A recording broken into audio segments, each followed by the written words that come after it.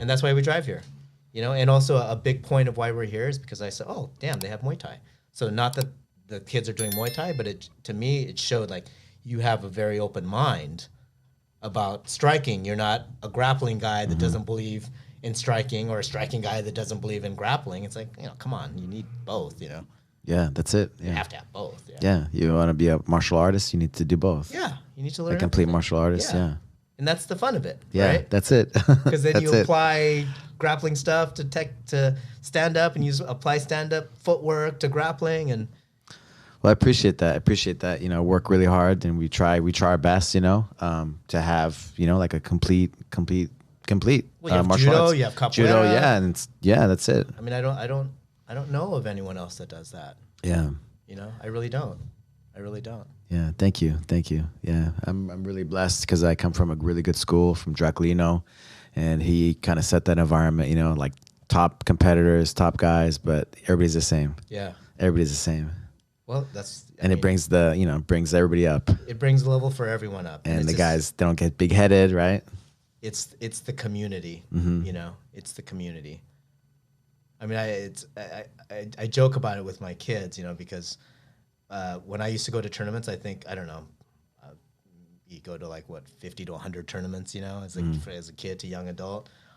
My parents went to one, and you know, I would get rides, and sometimes at that time I felt like, well, why are all these other parents here, and they're like, you know, they're going to ice cream with their kids after they win or whatever, and I go home and my dad's like, you know, mow the lawn, you know.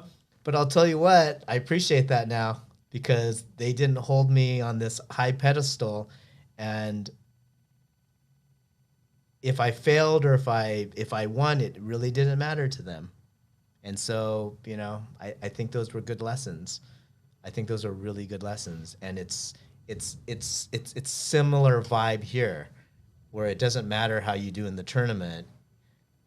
The coaches don't make a big deal of it the next day, you know.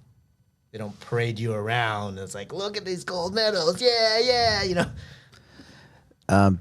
Martial arts, like, I feel like as a tool, right? It just brings out the best in you, creates like these character, you know, skills, right? Character development, right?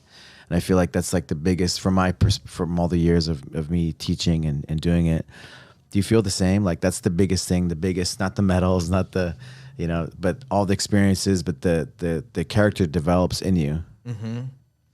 Do you feel the same? Yeah, I mean, I think that's it. It becomes you. Right. Right. Like you are a martial artist, whether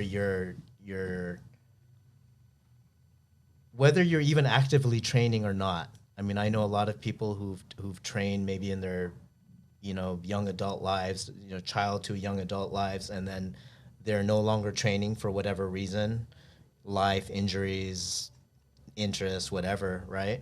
But they still have that martial arts mentality. I think that will never go away. And that goes to all aspects of your life. And I think you learn way more on the mats than you will at any university. I'm sorry, but You've heard that Henzo Gracie quote, right? There's more wisdom on the mats than any Ivy League university. that's so true. It's 100% true. You know, you learn everything. Wisdom and knowledge, yeah. Yeah, on the mats. everything, because it's about life. It's about your character. You know, it's how you live, the choices that you make. The choices you make. You know, the choices you make. I mean, especially these days, it's so critical. Yeah. It's so critical. You know, it's so easy for kids to just make that one wrong decision and then you're dead.